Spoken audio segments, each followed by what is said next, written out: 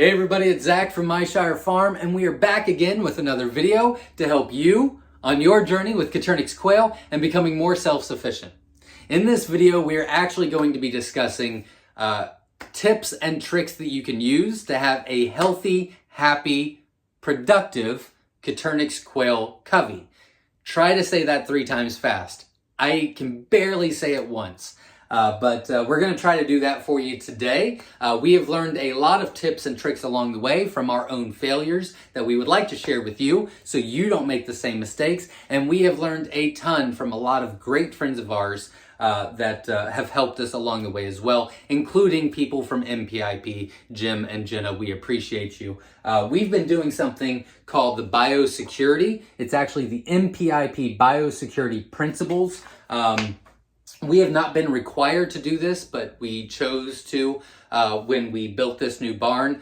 We implemented some things inside the building so that we could do this. Now that we are considered a hatchery by MPIP, we actually are required to do all of this. But luckily, we've been doing it for a little over 2 years now, so nothing really changes. So that's pretty exciting. The only thing that will change is that when they come out and test us once every 3 months, we were getting tested twice a year. Now we'll be getting tested 4 times a year, which is no skin off my back. I welcome it. But they're also going to be doing a biosecurity checklist while they're here as well. Now, luckily, when he was here, he said, when we go through it, we'll understand that there's growing pains.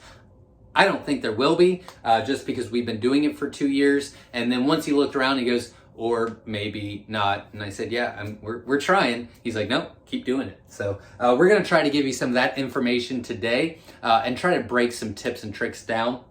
Now, I'm not going to go through this entire booklet that we had to go through and get a plan together. Not only that, but there's other pages here. But we did put this on our website, myshirefarm.com, under the blog section. Now, the link to this is going to be in the description if you want to check that out. It is very long, very in-depth. I will not be discussing all of it, or we would have a 2-hour conversation, and you don't want to watch me for 2 hours. So you can print that out, you can read it over, put it in your notes, pick and choose what you want to use, whatever the case may be. But I am going to break some things down and kind of share with you some things that have really helped. And I think that would help whether you have a small quail covey, which is, by the way, what they are called, a covey for Coturnix quail, and not a flock. So maybe you learn that. I don't know. But we're going to break that down, whether you have a small quail covey or you're doing a quail for profit business and you've got hundreds to thousands of them. The principle still stands. So I think that this could help everybody ensure that they have a healthy, happy, productive quail covey. Whew. All right, so if you think this video is helpful or you think that it will be, hopefully it will, if you could support the channel by just hitting the like button, I would greatly appreciate it. But here's a couple different things. So they give you all this information, and then at the end of it, they give you 3 pages that has 14 pretty much topics that you need to make sure that everything is taken care of. We're going to go through a couple of those topics that I think are maybe the most important or the most realistic, I guess. Again, you can pick and choose what you want to use as well. But number 1 is biosecurity responsibility. Now, they have a paragraph that's about that long that explains it. Really, all that means is have on paper who's in charge of what. So, for example, I am in charge of the entire quail barn. I'm in charge of mortality rate. I'm in charge of egg inventory. I'm in charge of collecting the eggs, blah, blah, blah, getting the orders ready. Jenna is in charge of all MPIP, setting up appointments, website, all kinds of jazz like that. I mean, the back end stuff she's in charge of, but we know who's in charge of what. That really does take a lot of pressure off and eliminates a lot of confusion and increases communication so that we can communicate because, well, that's not my job, so tell me what's going on just so I know, back and forth, back and forth. So that's really what that means, but I do think that it's very helpful. So if you've got a family that you have helping raise your Coturnix quail, it's really, really cool, especially for the kids, to have kind of like a responsibility sheet, and it has everybody's in charge of something. So for example, child A is in charge of feeding every day. Child B is responsible for watering every day. You know, parent 1 is responsible for collecting eggs every day. Parent 2 is responsible for mortality rate or dead inventory every day, whatever the case may be. But it really does help, brings everybody together. So that was just a tip and trick that we learned that really seems to help us. Number 2 is, I'll bring it up for just a second, line of separation and perimeter buffer area. It's the LOS or the PBA. Really, again, they're going to explain it in this as Jenna had to explain it to me. Like, I just could not wrap my head on what exactly they were saying. But what we've came up with those is actually a maintenance checklist that we do every week. It's just a simple piece of paper that we go through every week, and we just say, okay, so there are no rodent markings. There are no areas that it looks like predators are trying to get in. We look at the cages. Yep, waters are working. Doors are locked. The locks are working. You know, feeders are not clogged. Everything's looking good. Nothing needs to be repaired. The flooring still looks good.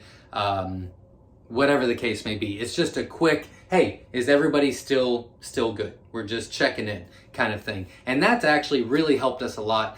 We call it the maintenance checklist, but we got the maintenance checklist from the PBA and the LOS, which is the line of separation and the perimeter buffer area. But I could never say those out loud, so we decided to call it the maintenance checklist because I can do that. So that actually really helps a lot.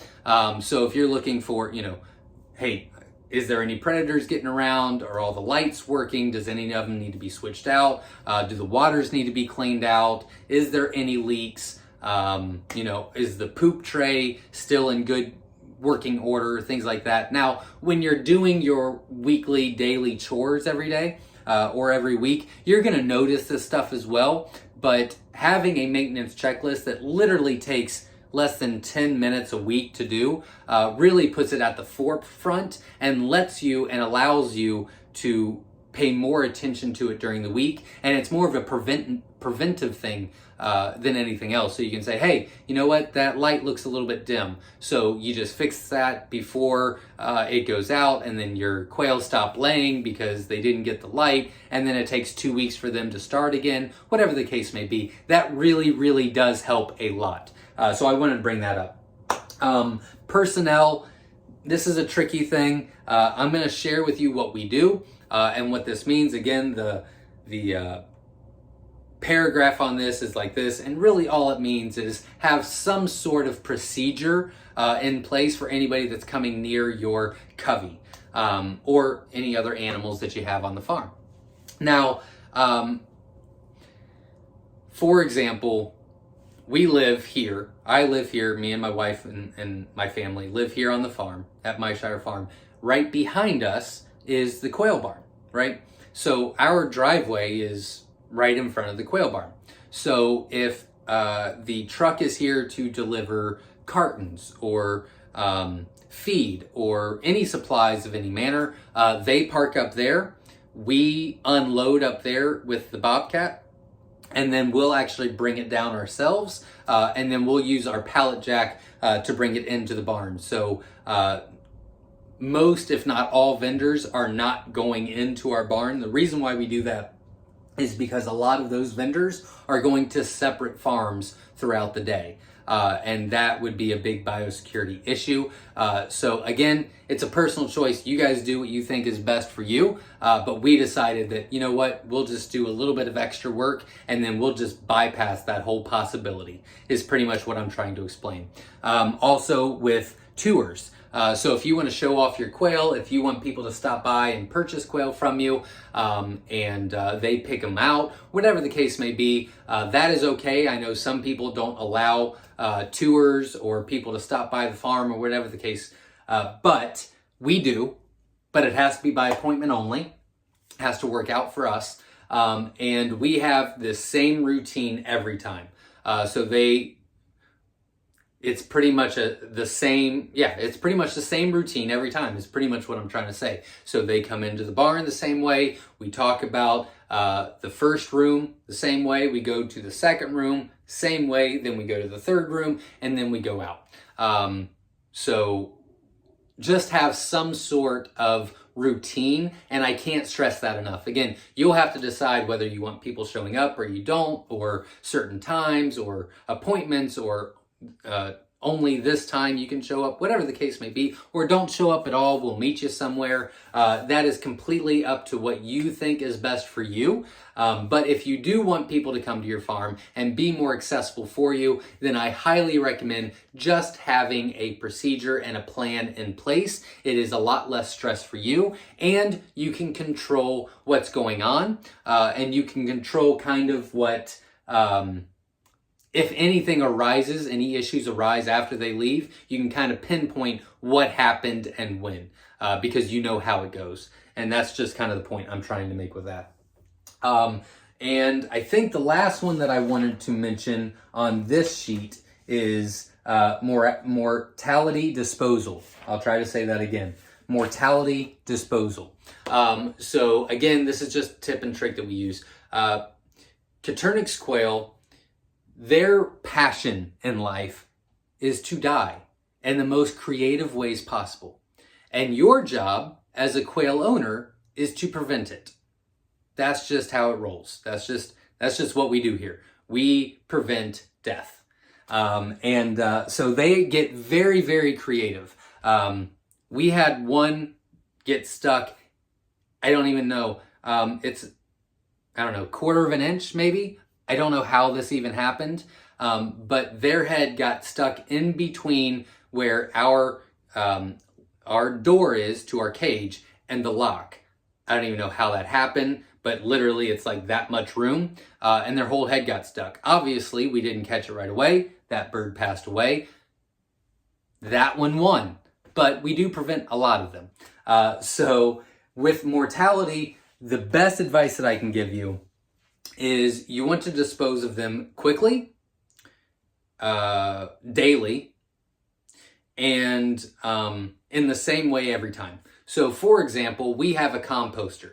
Papa the Builder built it. I believe we have that video on our YouTube channel, Myshire Farm, under the playlist Papa Builder of things. But he built a composter that it's kind of like a rotisserie. What it is we take any quail that have died in the barn, whether it's chicks or breeders or grow outs or whatever the case may be, we take them out of the barn, we put them in that, we add wood chips, and we add some eggs to it. We spin it, right? It goes through this process, and about 3 months later, it comes out the other side as amazing fertilizer. Like, it's just fantastic. It's awesome.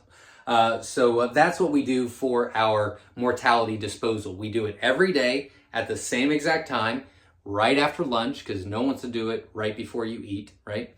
So right after lunch, and we've got a 5-gallon bucket that we keep outside. And then, so we'll spray it down. Before we use it, we take it in there, we walk through the cages, we take them out, we do the dead inventory to make sure that our records are continuing to be correct. We walk it out, we put it in there, we wash the bucket down, we put it back, and then we go and clean up ourselves. We wash and scrub and blah, blah. Plus we use plastic gloves when we do it. That's just extra tools. But the point of all of that was, if you are wanting to make sure that you raise happy, healthy, productive quail, your mortality disposal is very, very important. To me, this one is number 8 on their checklist. It should be number 1, number 2, and number 3. Like, this is going to cause you more issues than anything else. You just want to make sure you get rid of them right away. So that's that. The other tips that I can give you, and before I go any further, I just want to make sure that you know this and all of this information is on our website, myshirefarm.com, the biosecurity principles. It's under the blog. The link to it will be in the description so you can check all of this out yourself. But a couple other tips that I want to give you for happy, healthy, productive quail. is as far as happy goes, they like sand baths, but it's not necessary, and they're not any extra productive when doing it. But they love treats, and it seems as though that happy quail produce better eggs.